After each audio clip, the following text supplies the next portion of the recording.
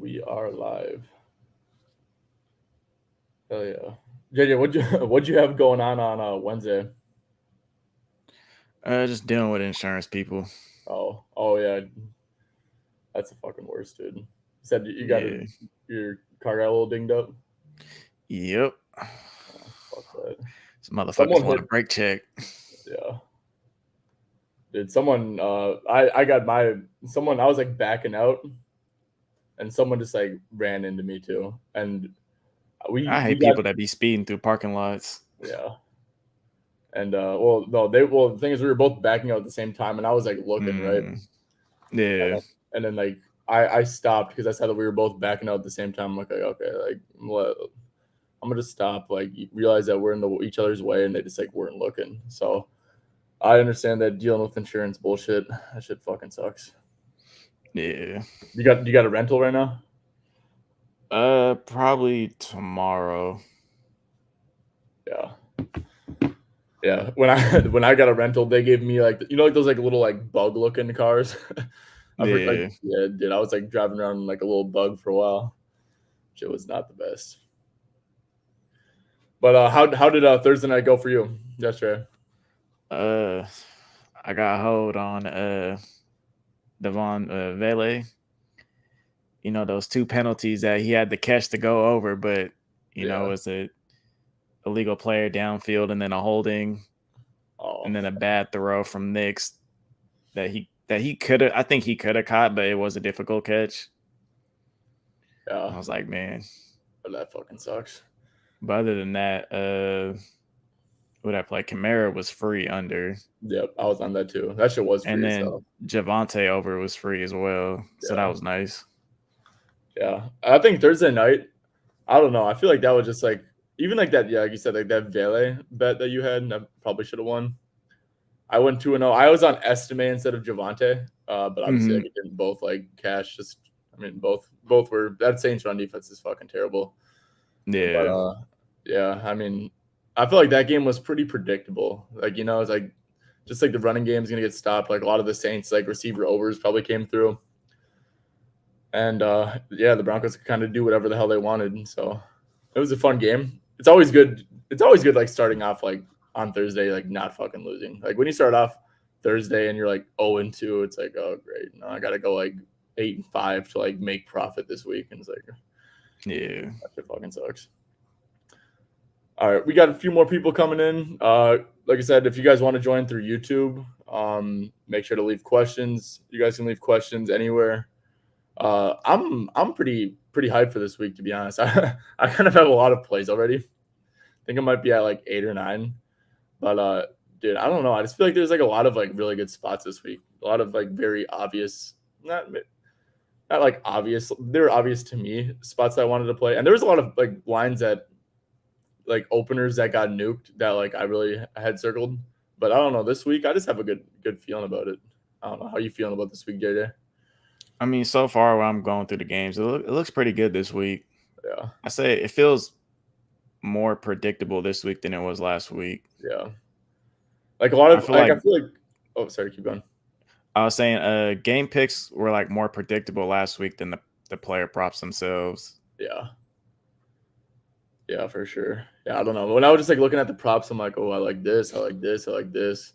Oh, this team you can't run against. I'm gonna play an over on receiving, and I don't know. So I feel pretty tapped in. We got Yeah. 150 people in here. I say we give the people what they want. Let's give the people some NFL player props. JJ, kick us off here. Yeah, so first one we got Tony Pollard I posted earlier, and it just happened to be like 7 minutes later, Tajay Spears gets ruled out, so that was perfect. I mean, best way to attack the Bills either going to be targeting the slot or throwing to your running backs. I mean, it looks like Ed Oliver's coming back, so I mean that could affect the run game a little bit, but that's mainly why I went to the receiving game because that seems to be the most reliable. Running backs that are like the main receiving backs that are averaging like 50 yards a game in the receiving game against the Bills. The too high, they like cover two. Cover two is perfect for check downs to running backs. I mean, no Tajay Spears. I mean, he should be going all over these guys, running and receiving. I mean, 32nd against running backs in DVOA. So I mean, I don't know. It just felt obvious right here. One of these running backs, like in the beginning of the week, was going to go off in the receiving game, and I just felt like Tony Pollard running more routes. Clearly, I think he has like 50% route participation or something on the season right now. I mean, Pollard made the most sense here to me. Yeah. Yeah, this is a good bet for sure. Bills also, like you said, they play a lot of cover too. They on the year they're allowing the highest percent of targets to running backs, or the highest target share to running backs in the NFL. And I'm on another backing the Titans passing game in another way too. And I just think this is like a really good spot for like the Titans to throw the ball a lot. I mean, you're down a running back. I don't know how much you can run the ball with Tony Pollard. I get the Bills' run defense isn't amazing, but it's like you don't have to respect Will Levis dropbacks, right? So they can kind of commit all their energy to the to defending the run. I don't even know who the backup running back is for the Titans, if I'm going to be completely honest. Like outside of Tyjae Spears. So I can check real quick. Yeah, I mean, I think that he's going to be a workhorse. Like Tyjae's a really good receiving back. So the fact that Pollard actually has had a pretty consistent role in the receiving game, anyways, with Spears. I mean, he's just going to have an even bigger role. So yeah, I really like the overall pass volume here. It's a good matchup. I don't have any bone to pick. I mean, they're big dogs too, right? Buffalo just got Amari Cooper that can make their offense more explosive. There's a good chance that Will Levis is down 3 scores in the fourth quarter just against prevent defense, and that's like a dream. Like Pollard could have no receiving yards the whole game, which until garbage time, and he could catch 3 dump offs for 25 yards or something. So I think there's a lot of ways that you can get here on this prop. Yeah, so the third string running back is Julius Chestnut. I think if I remember correctly, he is more receiving back. Julius Chestnut sounds like a bench guy to me. I mean, he was pretty solid when he got his role last year, and I think the year he's been there for a while. Okay. Yeah, I've never heard of him. So if I've never heard of him, I'm just going to assume that Tony Pollard workhorse season is upon us. All right. My first prop going to the beautiful state of Minnesota. No bias. Jared Goff over 34.5 passing attempts against the Vikings. So I just think that this game, if you guys didn't know, well, I don't know how you do this, JJ, but I read my write-ups from my Discord when I'm reading it off of this. And I had this long ass fucking write-up. It was honestly a gem of a write-up. And my Mac, I've bitched about it probably 20 times on here, but my Mac literally just shut off. So I don't have a ton of stats in front of me, but both Minnesota and Detroit, they're both very, very good run defenses. So I think there's just going to be a ton of overall pass volume in this game just because of how good the run defenses are. And just the more passing, the more the clock's going to stop, the more points are going to be scored. Overall, a ton of passing from both sides is really good for plays ran and play volume and stuff like that. Yeah, so I don't expect this Lions run defense or running game. It's very good, obviously, but they've played a ton of easy matchups. Now they're playing against the Vikings. I believe that they're I think they're first in EPA against the run this year. They're just a very good run defense. What that's going to do is obviously it's going to make them drop back more, but it's also going to the play action is not going to be as effective if the running game's going. Brian Flores, he's very good at scheming up pressure. Goff is not very good against pressure. He's very good when he can get into the play action and stuff. So I don't think it's going to be pretty at all from this Lions offense. And to be honest, I think that's good for passing attempts because it could get the Lions in a negative game script. You just don't really want efficiency for passing attempts, to be honest. I don't want Jameson Williams to catch a 70-yard touchdown. I don't want that to happen because that's only one passing attempt. I don't want Jared Goff to have a 90% completion because that's just going to keep the clock running. It's going to, stuff like that. I think that the Lions are going to be pretty inefficient on offense and that they're going to have to pass a ton. On the other side, the Lions don't have Hutchinson. We all know Detroit very good against the run. Vikings don't have, or they might have Aaron Jones, but he's going to be banged up. So there should be a lot of passing. There should be some explosive plays to Justin Jefferson, especially if that Lions pass rush doesn't get home.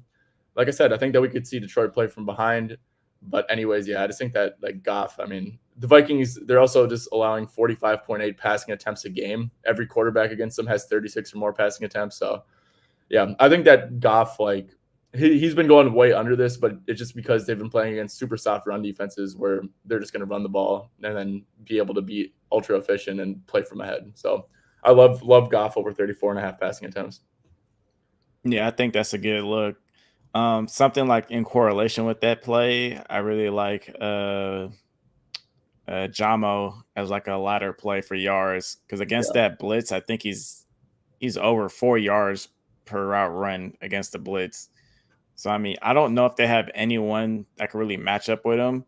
I think it's smart that their defense doesn't really press because it's really hard to press him, especially if he like gets those shoulders turned right off the press. I mean, we seen that yeah.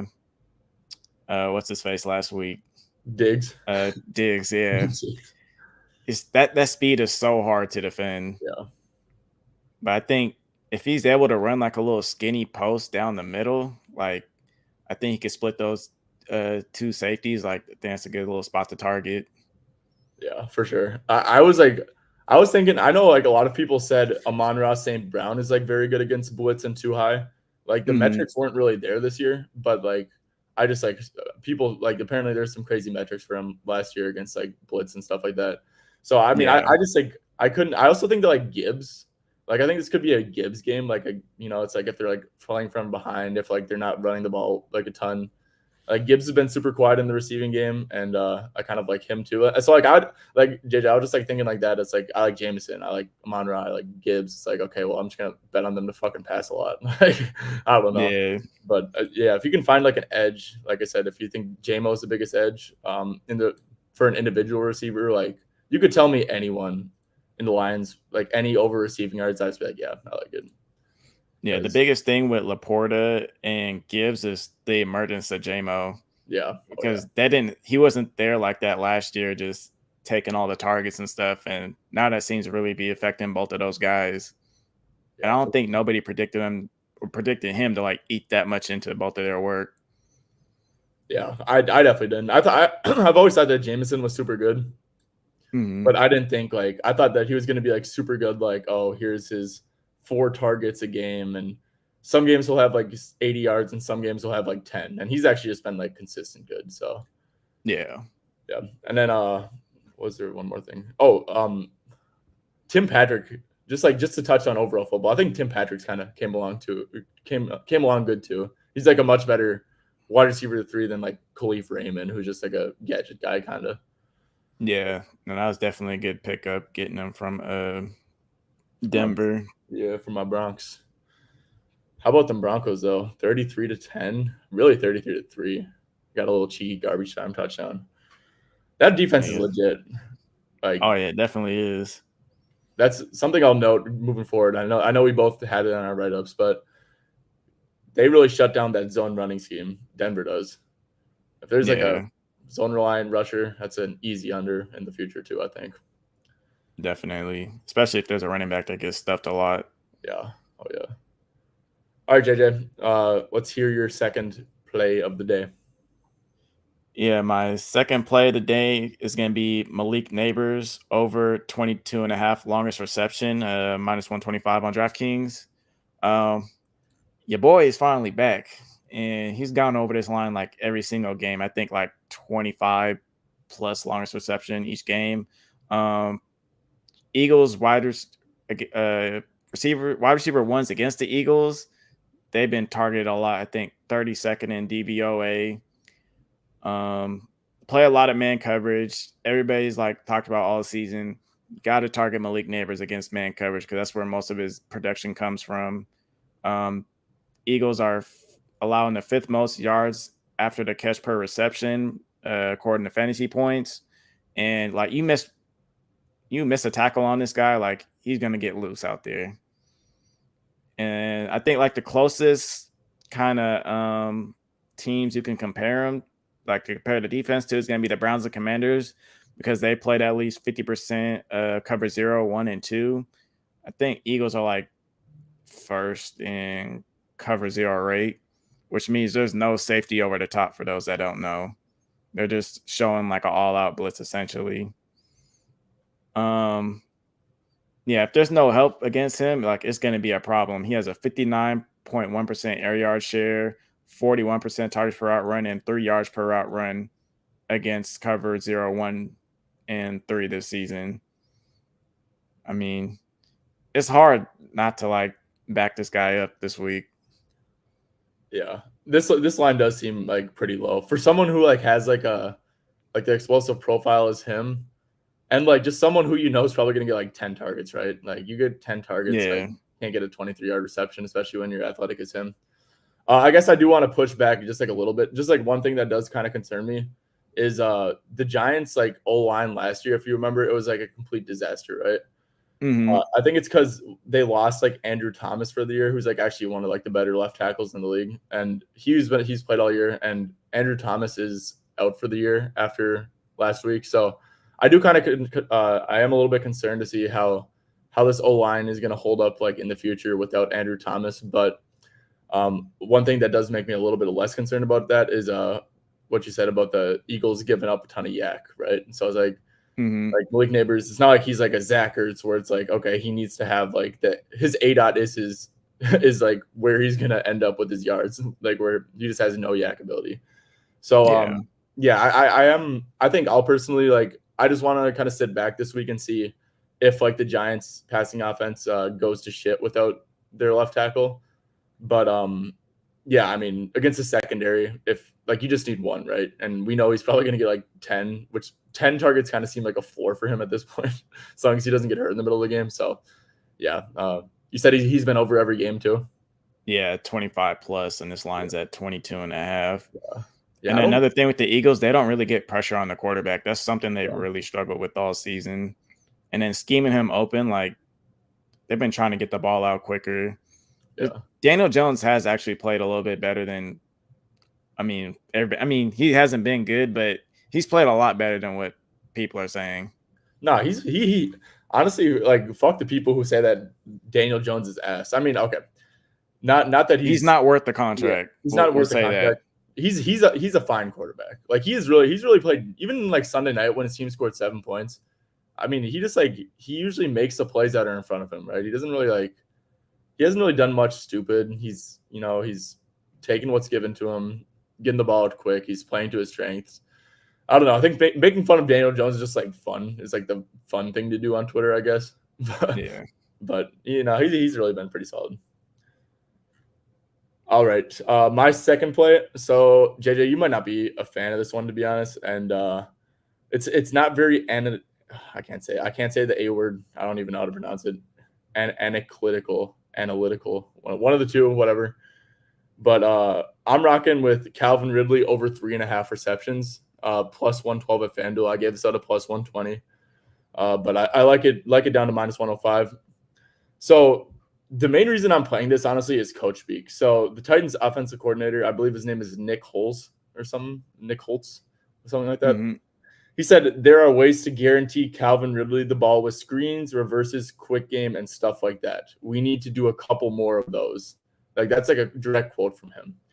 So basically what that tells me is like he's going to get a couple free receptions. He's coming off games of 1, 1, and 0 receptions, right? I mean, Calvin Ridley just signed a massive contract this offseason.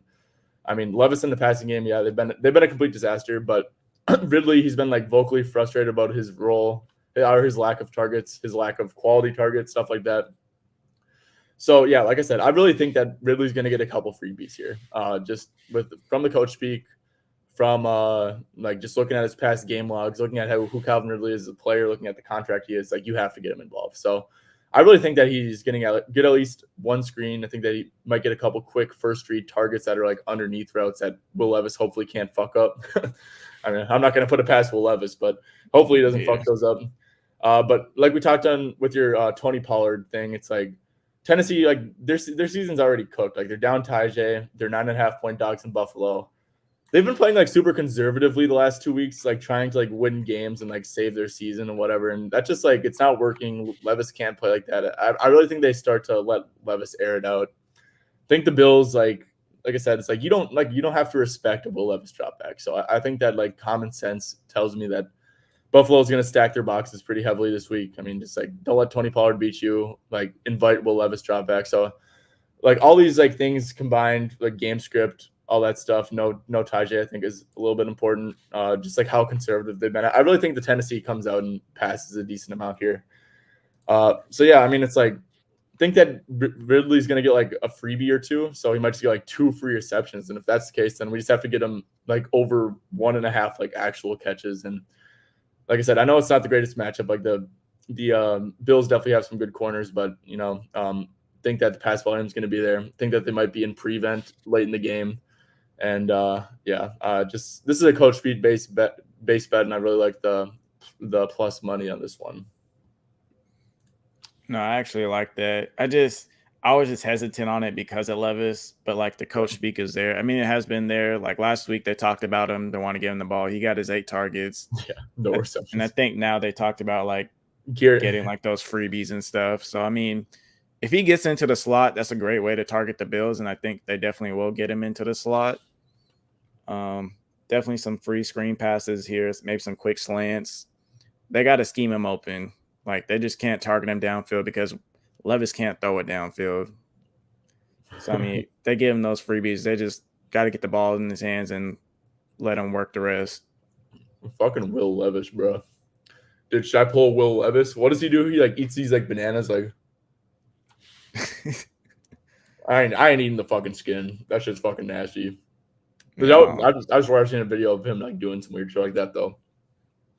No, but you know what's funny is like the term that the coordinator uses. Like, there's ways we can guarantee him the ball. It's like, yeah, like you tried to get him, you gave him 8 targets. Like you just can't trust like Will Levis to fucking complete like anything. Yeah, he's been getting overthrown all season. It's pathetic.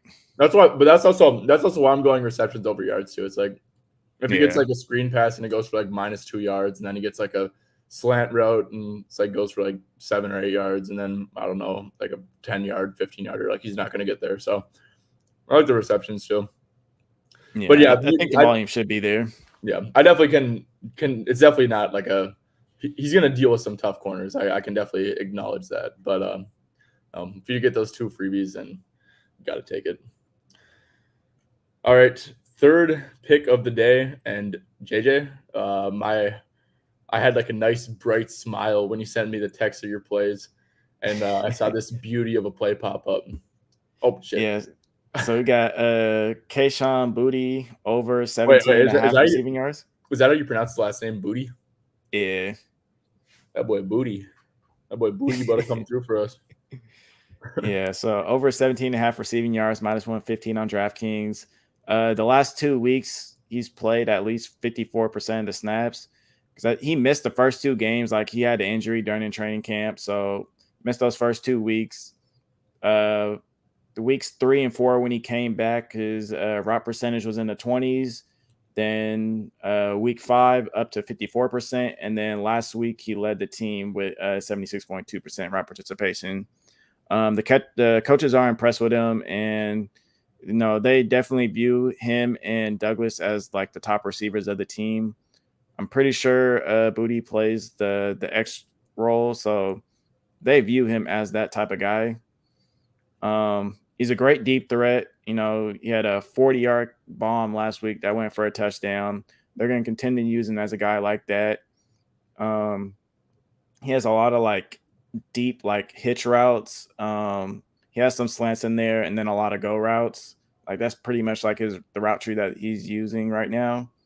34 yards and 52 yards or 59 yards the last 2 games. Like I think that's really important here because the Jaguars are allowing some of the most deep balls this season. I think they've allowed like the most targets of A-Dot with like 20 plus yards.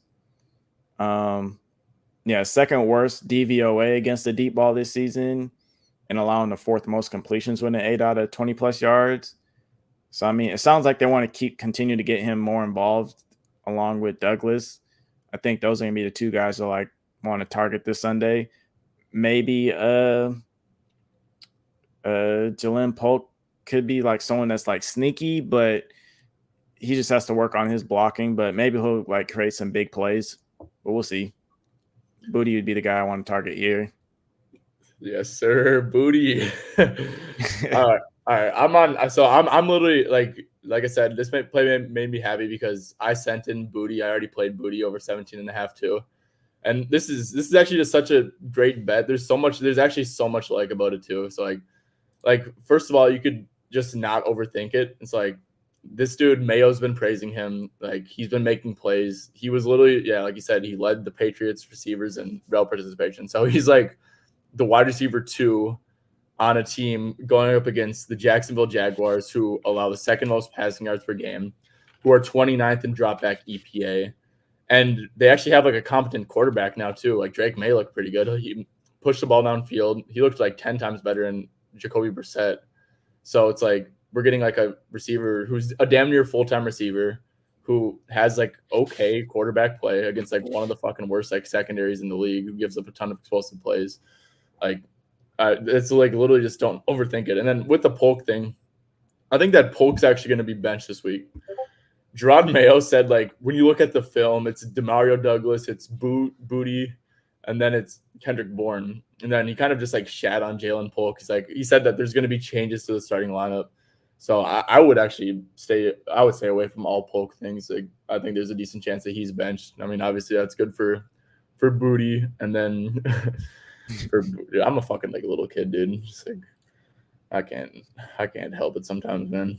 But yeah, I mean, like this is like the most like don't overthink it prop of all time. Oh, JJ, I actually have like a good metric too that might make you a little happy about our man, Mr. Booty. So Jaguars, we know that they play the third most man in the league, and also it's just like the Patriots are like a team that you can play man coverage against because like their weapons aren't very good, right? Mm-hmm. They're a team that like you'd expect to like maybe even like skew a little bit more man heavy, so there should be a lot of man.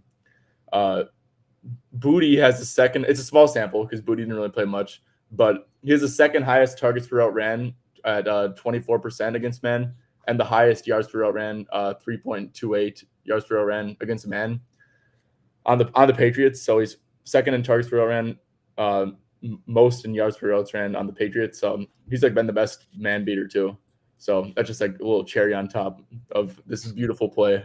I think this is like actually like a really good ladder spot too. Yeah, because he's just a big play receiver. He's either getting 15 yards or he's getting 50 yards right now, I think, based on this matchup. Oh, for sure. Well, no, dude, he's getting 18 yards or 50 yards, not 15. If he gets 15, then Booty's going to be on Booty's banned. He's on the banned list. No, but this is actually a great play. Honestly, like this is like literally, I don't know like what I don't know like how you could push back on this play. It's a great line. All right, my next play, we're going to Green Bay, the dirty Lambeau Field. I'm going with Joe Mixon, over 15.5 rushing attempts. So honestly, I just think that this is like a really low line. So we don't have like a really big sample of Joe Mixon playing with the Texans, but like in week 1, he outcarried Dameon Pierce 30-3. And like he was just like an absolute workhorse. He's like a kind of like a really good fit for this zone scheme. And like he was kind of like on pace to like it seemed like he was gonna have one of like the great roles for running backs like this year, right? Then he gets hurt in week 2. Comes back, he misses some time. Week 3, he comes back. He had 12 rushing attempts with 11 minutes left in the third quarter. The game was a blowout against the Patriots, and that was his first game back from injury. So he only got 1 carry the rest of the game, but they were like absolutely feeding him right away. So this is a competitive game against Green Bay. I think it's 2 upper echelon teams. These teams are 2 pretty equal. I expect it to be a close game, a pretty neutral game script.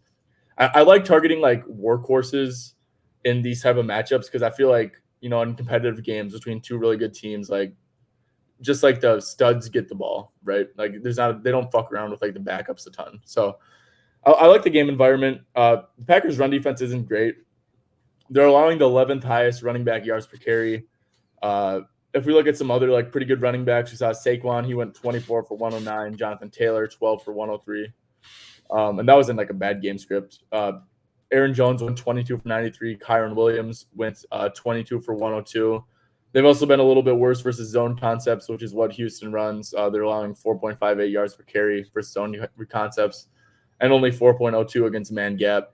So, yeah, I feel like last week, if that Patriots game was competitive, like Dameon Pierce wouldn't have really gotten involved that much. I think Joe Mixon probably would have ended around like 20 rushing attempts if the game was competitive, but it wasn't. Also, like Drake May like had like a pick six, I think, which is like terrible for plays ran and stuff. So, yeah, I think in a competitive game, neutral game script, I just think that Joe Mixon is like a 18 to 20 carry a game guy when he's healthy.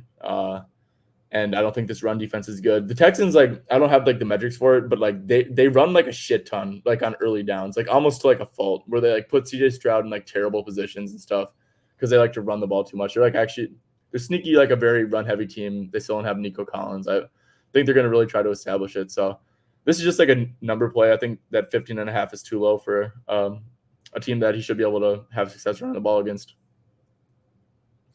Yeah, I like that a lot. Only getting one carry in the fourth quarter shows like, I don't know. I think like this line is too low. I mean, 12 carries through 3 quarters, and then what the other game, like what 30 or so. Yeah, 30 in game Like, one. yeah. So I mean, close game here. I think this is definitely like someone who should be getting at least 18 carries, in my opinion. Yeah, I don't know. I didn't really like. I don't have like a ton. Just like this line felt low compared to like. Do you think Dameon Pierce is a thing or no? Not really. Yeah, neither do I. I think he's like proven that he can't fit a zone running scheme through like a pretty large sample size, and Joe Mixon Yeah. really can. So it's like when push comes to shove, like that's another reason it's like I said, the competitive game, the push comes to shove. I don't think Dameon Pierce is like really going to be a thing. So, all right, Jay, did you have any other plays, leans, anything you want to get to before we start to wrap things up here? I do not have any more leans at the moment. Okay. I'll give out a free play. I'll give it out because I mean this line is like kind of obliterated. But staying in the Tennessee game, which we've been talking about a lot here, it's like probably one of the shittiest games of the slate, but we've spent like half our time talking about it. There's a 31.5 out there, 32.5s out there. I played it at 26.5. I think another group nuked it too. But I went with Khalil Shakir over 26.5 receiving yards. Like I said, it's 31, 32s out there now. I still like it there. I really like this is like kind of like that booty play where just like everything every box was kind of checked for me. So this is just like a super low line for Shakir, right? Like if prior to last week when he like was very limited and he only played like 50% of the routes, I mean, he put up 42, 54, 72, and 62 yards, like almost doubling it every week, sometimes like tripling it. Like last week, he was a true game time decision. Like I said, he was limited. He was a 73% route participation before that last week. And he's been a full participant at practice all week. Sean McDermott said he should be better this week. So yeah, we're getting like a discount on this line due to like the low amount of routes ran last week and like the Amari Cooper edition, obviously. But it's like Amari's like learning a brand new system. He wasn't even like a guarantee to play earlier this week. Obviously, he's playing now. But also like Amari, he's like an outside receiver. Like he's just going to take away stuff from Mac Hollins and like the shitty outside receivers they put out there to run cardio. So like it's not going to affect Shakir's routes at all, the Amari addition. But also like he's a threat. I think he can open up the field. I think he could open up a little more efficiency for Shakir, even though he's already like super efficient. But yeah, Tennessee, they're also like really good against the run. James Cook and Ray Davis are pretty banged up. James Cook's going to play. Ray Davis was downgraded with a calf issue. It's not very good. So Tennessee, they're third in EPA, fourth in success rate against the run. They're allowing the third lowest running back yards per carry. So even if like the Titans kind of stink on offense, which is a very, very high probability, I don't think that they're going to be able to run the ball well. So I think that the passing volume, regardless of the game script, could be pretty nice. We also see Tennessee, they're allowing the fourth highest target share to slot wide receivers as well. So, yeah, I think that Shakir, this is just like a stupid low line. And I honestly think he ends up with like 40, 45, 50, like he usually does, to be honest. Like he had 42 plus in every game before last week when he was limited. So when I saw the line, I was just like, this shit is massively low. Yeah, Amari Cooper is going to open up a lot for everybody in that offense. And yeah, kind of like you said, like the underneath work and the slot is like definitely something I would want to target against the Titans. Maybe even the tight ends, but I think definitely like some play action will really help again that offense when Amari Cooper has that deep threat being in that as the X receiver. Yeah, for sure. I think that the Bills needed like a outside wide receiver that could separate and like win so badly. Like Yeah. I think like Amari Cooper, I don't know like how you feel about him as a player. I think he's like a good receiver, but He's a I solid think, receiver for sure. yeah, I think that like it can't be understated how much AC is going to open things up for the Bills, and I think this offense things could get scary here pretty soon. All right, JJ, before we head out, I have a situation I want to ask you about. Go ahead. So oh my gosh. Okay.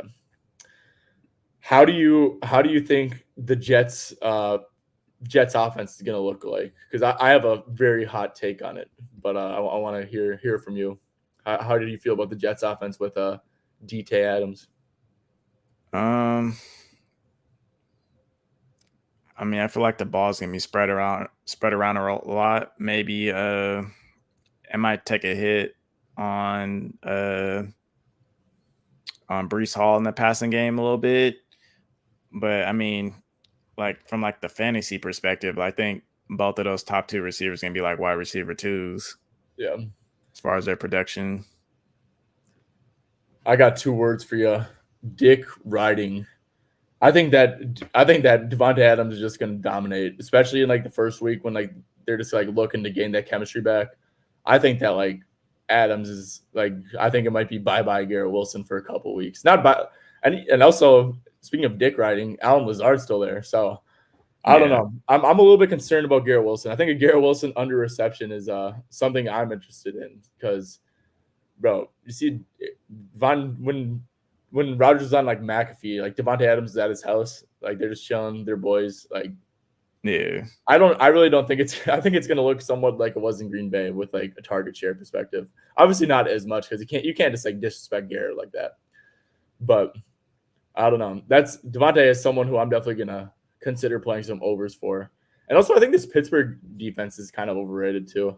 I mean, they played just like straight bummy ass offenses every week. Like, who have they played? They played the Raiders with like no one. They played the Colts and they lost to Joe Flacco because he actually had a pretty good game. He came in. They played like the Chargers with Herbert on one leg. I don't know. They played the Broncos and like Bo Nix's second start. And they've played in week 1. Who did Pittsburgh play? The Falcons. Kirk's first start back from Achilles. So I don't know. I think that some Devontae overs, some Garrett Wilson unders. I don't know. That's kind of how I'm thinking this week.